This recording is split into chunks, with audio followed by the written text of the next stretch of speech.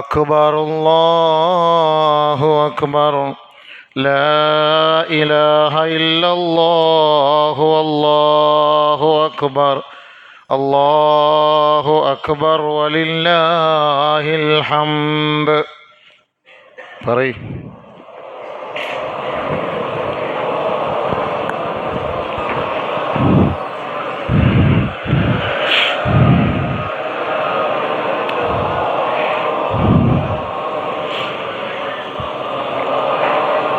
الله أكبر الله أكبر الله أكبر لا إله إلا الله والله أكبر الله أكبر ولله الحمد.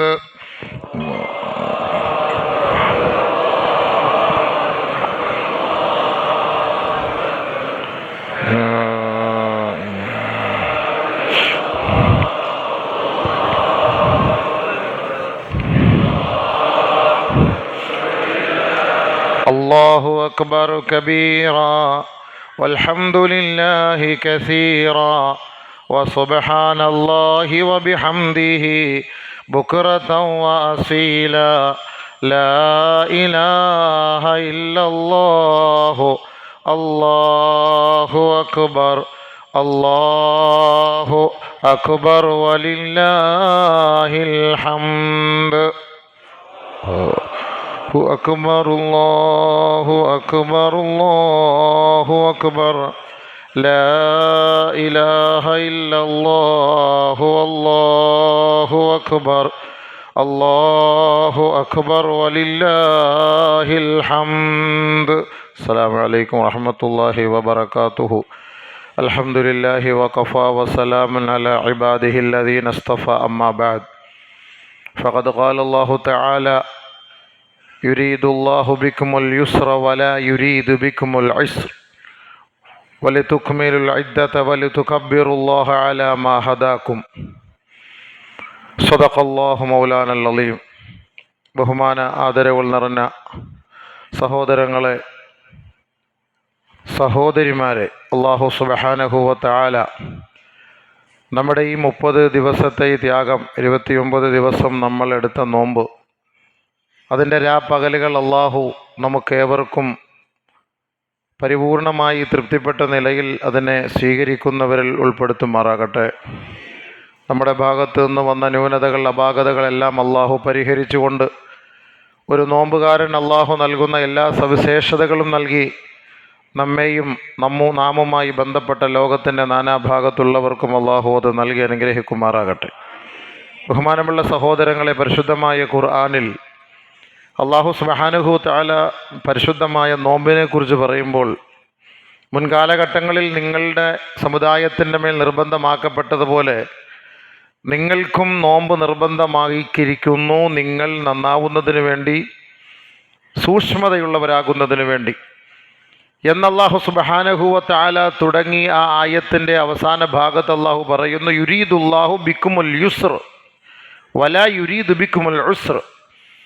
ഇസ്ലാമിൻ്റെ ഏറ്റവും വലിയ പരമപ്രധാനമായ കാര്യം, ഒരു ആരാധനയുടെ പേരിലോ ഒരുമിച്ച് കൂടുന്നതിൻ്റെ പേരിലോ ഒരു ഇബാദത്തിൻ്റെ വിഷയത്തിലോ അള്ളാഹു നിങ്ങളെ ആരെയും ബുദ്ധിമുട്ടിക്കുകയില്ല. ലാ യുകല്ലിഫുല്ലാഹു നഫ്സൻ ഇല്ലാ ഉസ്അഹ.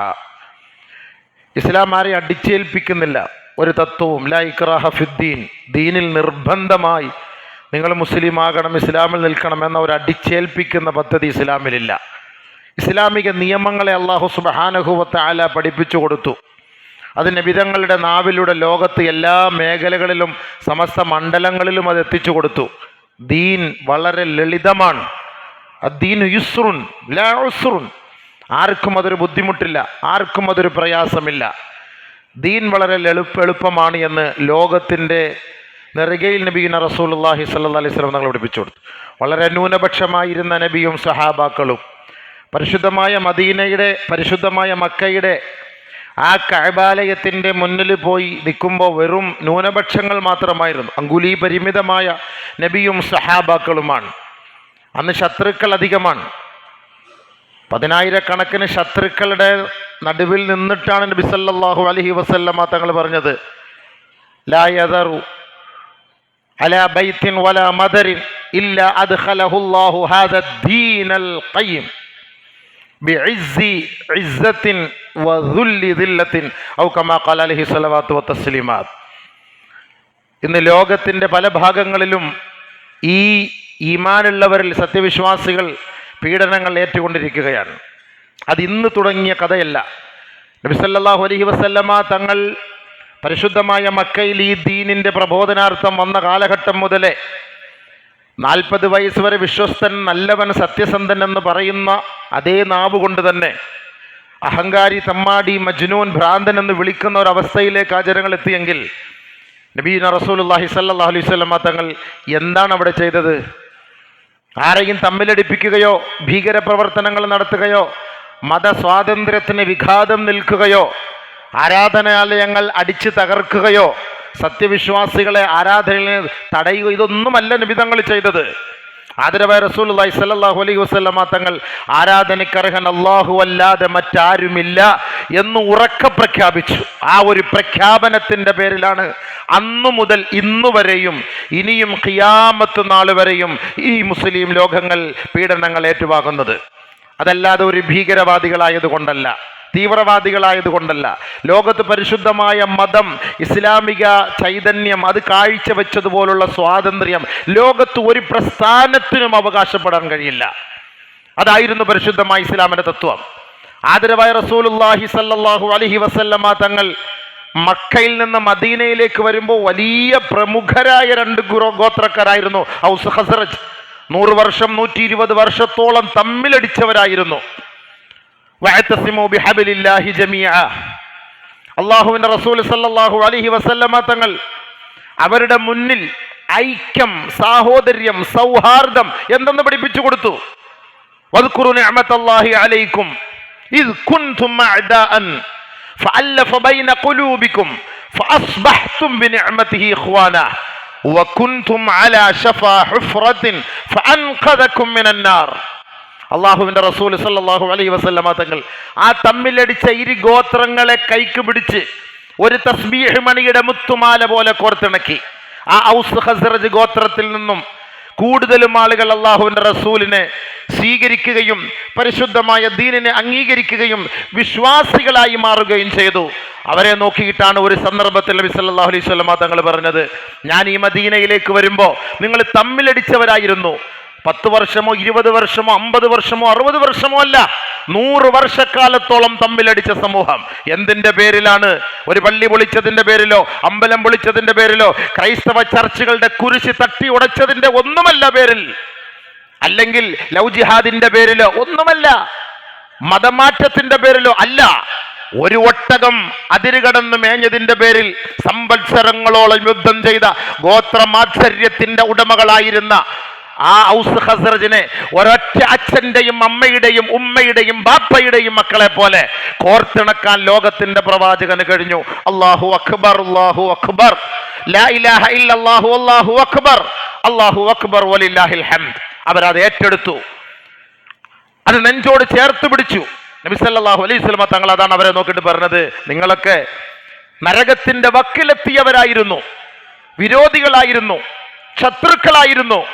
നിങ്ങളെ എല്ലാവരെയും അള്ളാഹുവിലേക്ക് അടുപ്പിച്ചുകൊണ്ട് നരകമുഖത്തിൽ നിന്ന് നിങ്ങളെ രക്ഷപ്പെടുത്തിയ ആ ഒരു സന്ദർഭം നിങ്ങൾ മറന്നു പോകരുത്. അതുകൊണ്ട് അള്ളാഹുവിന്റെ റസൂൽ പഠിപ്പിച്ചു, ഐക്യം മുറുകെ പിടിക്കും. ഒരിക്കലും പൊട്ടിപ്പോകാത്ത പാശമാണ് അള്ളാഹുവിന്റെ പാശം. അത് നിങ്ങൾ മുറുകെ പിടിക്കേ, അതിന് ഒരിക്കലും തകർച്ചയുണ്ടാകുകയില്ല.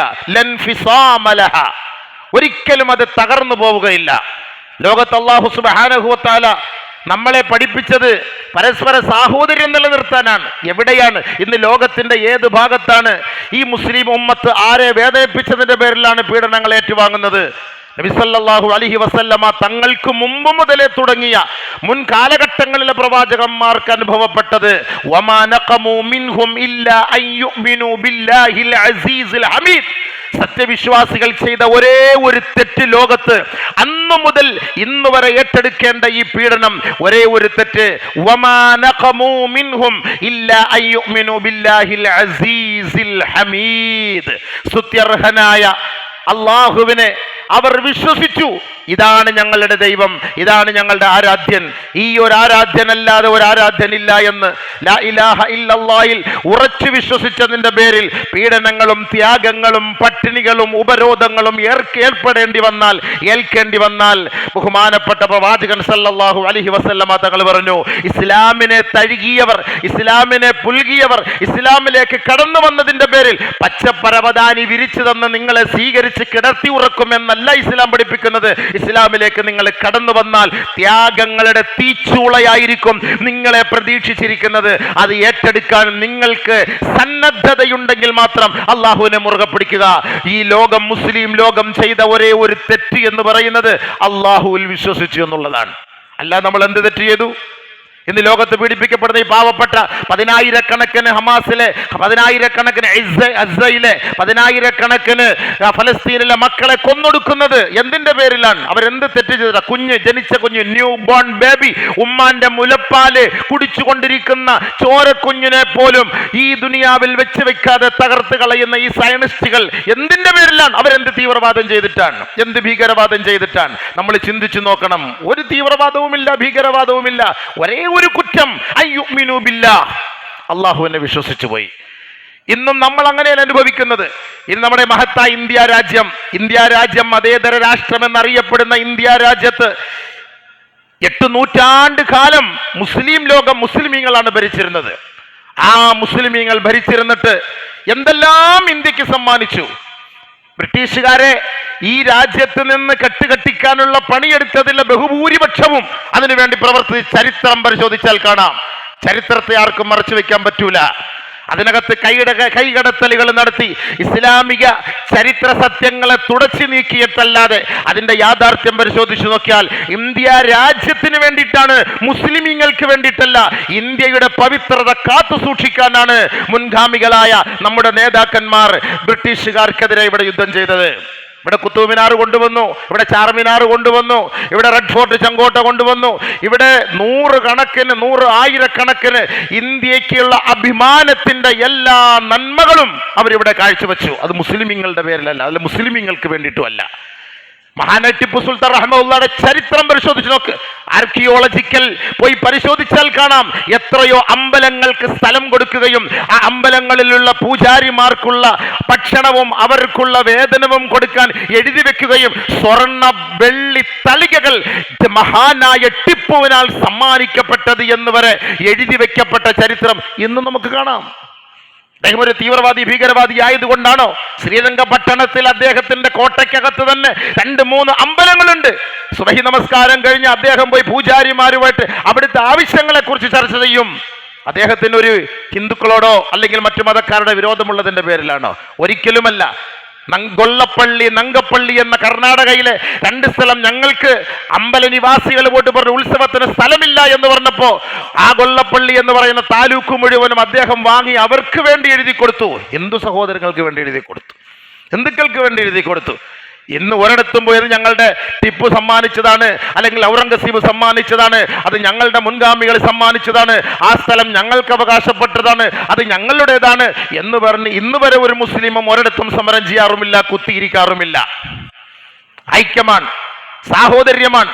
നമ്മൾ മനസ്സിലാക്കണം, മഹത്തായ ഇന്ത്യ രാജ്യം അതിന്റെ പൈതൃകം അതായിരുന്നു. ഇവിടെ ഒരു ഹിന്ദു ആകട്ടെ, മുസ്ലിം ആകട്ടെ, ക്രൈസ്തവനാകട്ടെ, ഇനി ജൂതനാകട്ടെ, ആരുമാകട്ടെ, എല്ലാവരും ഏകോദര സഹോദരങ്ങളെ പോലെ ഐക്യത്തിന്റെ മക്കളായി ജീവിച്ച പാരമ്പര്യമാണ് ഇന്ന് വരെ നമ്മൾ കണ്ടത്. എന്നാൽ നമുക്ക് വളരെ വേദനാജനകമായ ഒരവസ്ഥയാണ് ഇന്ന് നമ്മുടെ ഭരണകൂടത്തിൽ നിന്ന് നമുക്ക് കാണുന്നത്. വളരെ വിഷമമുണ്ട്, പ്രയാസമുണ്ട്. മുസ്ലിം സമുദായത്തെ അവഗണിക്കുകയും എല്ലാ മേഖലകളിലും ഒരു പെരുന്നാൾ വന്നാലും ഒരു റമദാൻ വന്നാലും ബഹുമാനപ്പെട്ട പ്രധാനമന്ത്രി അടക്കം ഒരു ആശംസ പോലും പറയാൻ മടിക്കുന്ന ഒരു കാലഘട്ടത്തിലേക്ക് ഇന്ന് നമ്മളെ വളരെ വളരെ നിന്ദ്യമായി നിരാശരാക്കി നമ്മളെ മാറ്റിയിരിക്കുന്ന ഒരു സാഹചര്യം നമുക്ക് കാണാൻ കഴിയും. നമുക്കറിയാലോ, നമ്മുടെ ഇവിടെ നാട്ടിൽ നടക്കുന്ന ഹൈന്ദവരുടെ ആഘോഷങ്ങൾക്ക് എല്ലാ വാതിലുകളും തുറന്നിട്ട് കൊടുത്തുകൊണ്ട് നമ്മുടെ പള്ളിയും ഈ സിറ്റിയിലുള്ള മുഴുവൻ മുസ്ലിം പള്ളികളും എല്ലാവരും അതിനുള്ള അവസരങ്ങൾ ഒരുക്കുമ്പോൾ, ഇതേ ഇന്ത്യ രാജ്യത്തിൽ തന്നെയാണ് മുസ്ലിം സമുദായം ആരെയും വേദനിപ്പിക്കാൻ, ഒരു പള്ളിക്കാരും ഒരു കമ്മിറ്റിക്കാരും ആരെയും വിഷമിപ്പിക്കാൻ പോകാതിരിക്കുന്ന ഒരു സാഹചര്യത്തിൽ പോലും ഹോളിയുടെ ആഘോഷത്തിന്റെ പേരിൽ എത്രയോ മുസ്ലിം പള്ളികൾ മുഴുവനും ടാർപ്പുകൾ കൊണ്ട് മറച്ചിട്ട് ഈ രാജ്യത്ത് ഭീകരവാദവും തീവ്രവാദവും സൃഷ്ടിക്കുന്നത് ആരാണെന്ന് ബുദ്ധിയുള്ളവൻ മനസ്സിലാക്കട്ടെ. ഏതെങ്കിലും ഒരു മുസ്ലിം സമുദായത്തിൽപ്പെട്ടവർ, ഏതെങ്കിലും ഒരു ഹോളി ആഘോഷിക്കുന്നവരെ, അതല്ലെങ്കിൽ ശിവരാത്രി ആഘോഷിക്കുന്നവരെ, അതല്ലെങ്കിൽ ദീപാവലി ആഘോഷിക്കുന്നവരെ അങ്ങോട്ട് പോയി അടിച്ചോ തകർത്തോ നശിപ്പിച്ചതായ ചരിത്രം നമ്മൾക്കറിയില്ല. അതൊന്നും നമ്മൾ ഇന്ന് വരെ കണ്ടിട്ടില്ല. നമ്മുടെ നാട്ടിലും ഈ ആഘോഷങ്ങളെല്ലാം ഉണ്ട്, ഇവിടെയും ഹിന്ദുക്കളുണ്ട്. എത്രയോ ഹിന്ദു സഹോദരങ്ങൾ അടക്കമാണ് നമ്മുടെ പള്ളിയുടെ തിരുമുറ്റത്ത് വന്നിട്ട് ഞങ്ങളുടെ ഈ ജമാഅത്തുകാർ, ഈ പള്ളിക്കാർ ഞങ്ങൾക്ക് വേണ്ട സൗകര്യങ്ങളൊക്കെ ചെയ്തു തന്നു എന്ന് അവർ പരസ്യമായി പറയണമെങ്കിൽ ഈ മുസ്ലിം സമുദായം അവരോട് കാണിച്ച മാന്യത അതാണ്. ഇതാര് പഠിപ്പിച്ചു? ഞങ്ങളുടെ പ്രവാചകൻ മുത്ത് മുഹമ്മദ് മുസ്തഫ സല്ലല്ലാഹു അലൈഹി വസല്ലമ തങ്ങളുടെ മദീന പള്ളിയിലാണ് ആ മുസ്ലിമീങ്ങൾ കടന്നു വന്നത്. പരിശുദ്ധമായ മദീന പള്ളിയാണ്. ഒരു റക്അത്ത് നിസ്കരിച്ചാൽ 50,000 എന്നും 1000 എന്നും പ്രതിഫലമുള്ള ആ മദീന പള്ളിയിലേക്കാണ് കടന്നു വന്നത് ക്രൈസ്തവ പുരോഹിതന്മാർ. അവിശ്വാസികൾ, അമുസ്ലിമീങ്ങൾ കടന്നു വന്നപ്പോ ആ മദീന പള്ളിക്കകത്തേക്ക് അവരെ സ്വീകരിച്ച് കയറ്റിയിരുത്തി അവർക്ക് വേണ്ട സൗകര്യം ചെയ്തു കൊടുത്ത പാരമ്പര്യമാണ് പരിശുദ്ധ പ്രവാചകന്റെ പാരമ്പര്യം. ആരെയും അവിടെ വേദനിപ്പിച്ചില്ല, ആട്ടി ഓടിച്ചു വിട്ടില്ല, അവരെ ആക്ഷേപിച്ചില്ല, ആക്രോശിച്ചില്ല. അവരോടൊപ്പം ഇരുന്ന് സ്നേഹസല്ലാപം നടത്തി, സ്നേഹസംവാദം നടത്തി.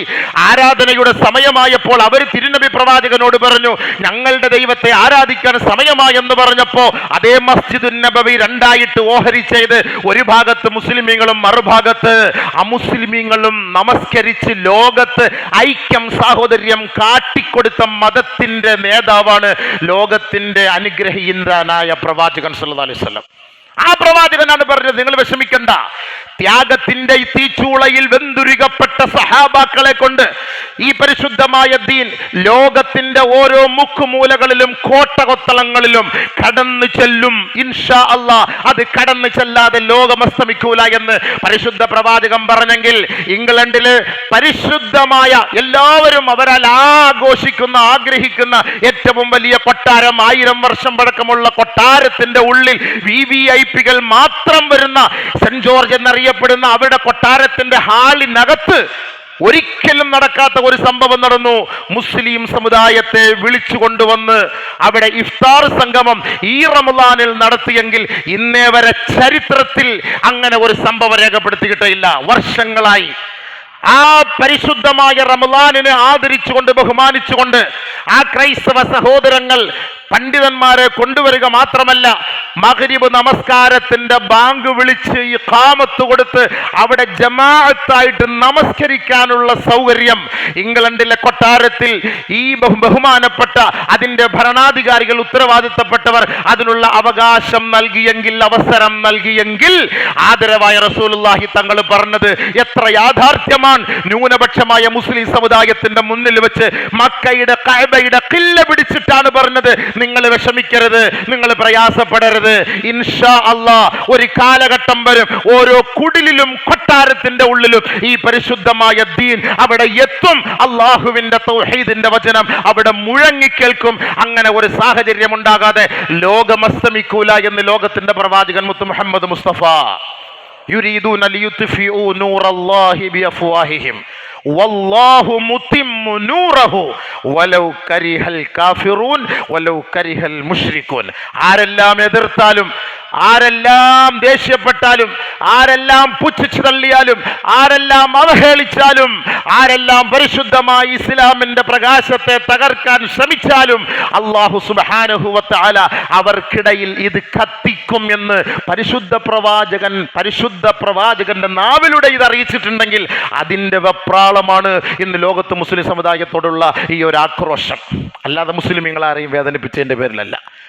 ഇസ്ലാം എന്ന് പറഞ്ഞാൽ തന്നെ സിൽം, സമാധാനം, സന്തോഷം എന്നാണ് അതിന്റെ അർത്ഥം. ഒരു മുസ്ലിം അടുത്ത മുസ്ലിമിനെ കാണുമ്പോൾ കൈപിടിക്കുന്നു. ഇന്ന് നമ്മൾ ഇന്നത്തെ പെരുന്നാൾ ആഘോഷം കഴിഞ്ഞ് നോക്കുവിൻ സുഹൃത്തുക്കളെ, കെട്ടിപ്പിടിക്കുകയും മുസാഫഹത്ത് ചെയ്യുകയും ഹസ്തദാനം നടത്തുകയും ആലിംഗനം നടത്തുകയും അവരുടെ നെഞ്ചോട് നെഞ്ച് തോളോട് തോൾ ചേർന്ന് അവരുടെ സങ്കടങ്ങൾ, വിഷമങ്ങൾ, പ്രയാസങ്ങൾ പറഞ്ഞു തീർക്കുകയും ഒക്കെ ചെയ്യുന്ന ഒരു ആനന്ദം, ഇതേപോലെ ഒരു സന്തോഷം ലോകത്തെവിടെയാ കാണാൻ കഴിയുക?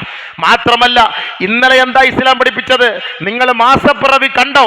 ആ മാസപ്പിറവി കണ്ടെങ്കിൽ, പെരുന്നാളിന്റെ മാസപ്പിറവി കണ്ടെങ്കിൽ, നിങ്ങളുടെ നാട്ടിലുള്ള സാധുക്കൾ അവർ നാളെ പെരുന്നാൾ ആഘോഷിക്കേണ്ടവരാണ്. അവർക്ക് മാംസമുണ്ടോ, അവർക്ക് ഭക്ഷണമുണ്ടോ, അവർക്ക് അരിയുണ്ടോ എന്ന് നിങ്ങൾ അന്വേഷിക്കണം. അതുകൊണ്ട് ഓരോരുത്തരും ആ സാധുക്കളെ പോയി കണ്ടിട്ട് അവർക്കുള്ള നാളത്തെ ഭക്ഷണം കൊടുക്കണം. സകാത്തുൽ ഫിത്ർ എന്ത് എന്നും അത് ഇന്നലെ തന്നെ കൊടുത്തിട്ട് നിങ്ങൾ പള്ളിയിൽ നമസ്കരിക്കാൻ വരാവൂ എന്ന് പോലും പരിശുദ്ധ പ്രവാചകൻ ലോകത്തോട് പഠിപ്പിച്ചു. എന്തിനാണ്? ഒരാളും പട്ടിണി കിടക്കരുത്, ഒരാളും പട്ടിണി കിടക്കരുത്.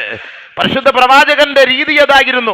യത്തീമായ കുഞ്ഞ്, അനാഥനായ കുട്ടി, ആ അനാഥനായ കുട്ടി പെരുന്നാൾ നമസ്കാരത്തിന്റെ പെരുന്നാൾ ദിവസത്തിൽ പൊട്ടിക്കറിയുമ്പോ വസ്ത്രമില്ല, ഉപ്പയില്ല, ആരുമില്ല.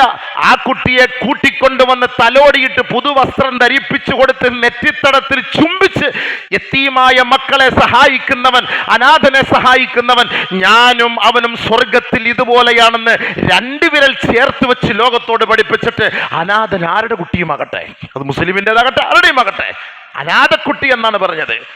അയൽപക്കക്കാരൻ പട്ടിണി കിടന്നാൽ എന്നാ പറഞ്ഞത്? അയൽപക്കക്കാരനായ മുസ്ലിം പട്ടിണി കിടന്നു എന്നല്ല പറഞ്ഞത്. അയൽപക്കക്കാരനെ വിശ്വാസി പട്ടിണി കിടന്നു എന്നല്ല പറഞ്ഞത്. അയൽപക്കക്കാരൻ ആരുമാകട്ടെ, അവർ പട്ടിണി കിടന്നാൽ വയറ് നിറച്ച് നമ്മൾ ഭക്ഷിക്കരുത്. നമ്മുടെ ഭക്ഷണത്തിൽ കുറച്ച് വെള്ളം കൂട്ടിച്ചേർത്ത് അവർക്ക് കൂടെ നമ്മൾ ഷെയർ ചെയ്യണം, അവരെ കൂടെ നമ്മൾ ആ ഭക്ഷണത്തിൽ ക്ഷണിക്കണമെന്ന് പഠിപ്പിച്ച ലോകത്തിന്റെ പ്രവാചകനാണോ ഇവിടെ ഭീകരവാദി? അവരുടെ അനുയായികളാണ്, നമ്മളാണോ ഭീകരവാദി? നമ്മൾ പരസ്പരം കാണുമ്പോൾ അസ്സലാമു അലൈക്കും, നിനക്ക് സമാധാനം ഉണ്ടാകട്ടെ, ലോകത്ത് സമാധാനം ഉണ്ടാകട്ടെ. 5 നേര നമസ്കാരം കഴിഞ്ഞ ഉടനെ ഹയ്യിനാ റബ്ബനാ ബിസ്സലാം, അല്ലാഹുവേ സമാധാനത്തിന്റെ ഉടമ നീയാണ്, ലോകത്ത് നീ സമാധാനം നൽകണേ പടച്ചവനെ എന്ന് പ്രാർത്ഥിക്കുന്ന ഈ സമുദായമാണോ ലോകത്ത് ഭീകര പ്രവർത്തനങ്ങൾ ചെയ്യുന്നത്? പിന്നെ എന്തിന്റെ പേരിലാണ് പെരുന്നാൾ നമസ്കരിക്കരുതെന്നും പെരുന്നാൾ റോഡിൽ നമസ്കരിക്കരുതെന്നും ആളുകളുടെ ആധിക്യം കൂടിപ്പോയാൽ ഒരു 5 മിനിറ്റ് മാത്രം എടുത്തിട്ട് റോഡിൽ നമസ്കരിക്കുന്നത് നിരോധിച്ചുകൊണ്ട്, അങ്ങനെ അത് നമസ്കരിച്ചാൽ പാസ്പോർട്ട് റദ്ദ് ചെയ്യും, നിങ്ങളുടെ വോട്ടർ ID റദ്ദ് ചെയ്യും, ഇതൊക്കെ പറഞ്ഞ് മുസ്ലിമീങ്ങളെ ആക്ഷേപിക്കുമ്പോൾ ഓർക്കണം, ദിവസങ്ങളോളം ഒരാൾക്ക് പോലും വെളിയിലിറങ്ങാതെ റോഡ് ബ്ലോക്ക് ചെയ്ത് ഹോളി ആഘോഷിച്ചപ്പോ ഒരൊറ്റ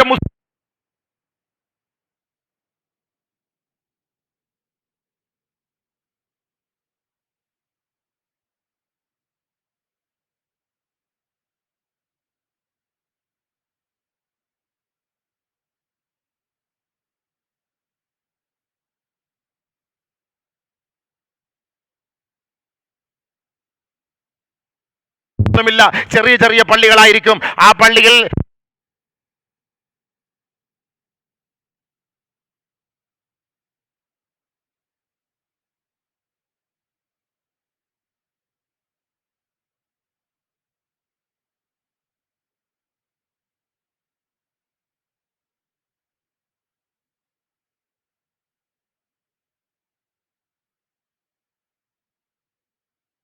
ഈ കുഞ്ഞുമക്കൾ എന്ത് ക്രൂരതയാണ് ഇന്ത്യ രാജ്യത്തിന് വേണ്ടി ചെയ്തത്? നമ്മൾ എന്താണ് ചെയ്തത്? ഒറ്റ ഒരു തെറ്റ്, ആരാധനക്കർഹൻ അല്ലാഹു അല്ലാതെ മറ്റാരെയും ആരാധിക്കില്ല, അതാണ് ഒറ്റ തെറ്റ്. ഈ ആരാധനയാണ് എന്ത് ത്യാഗം സഹിച്ചാലും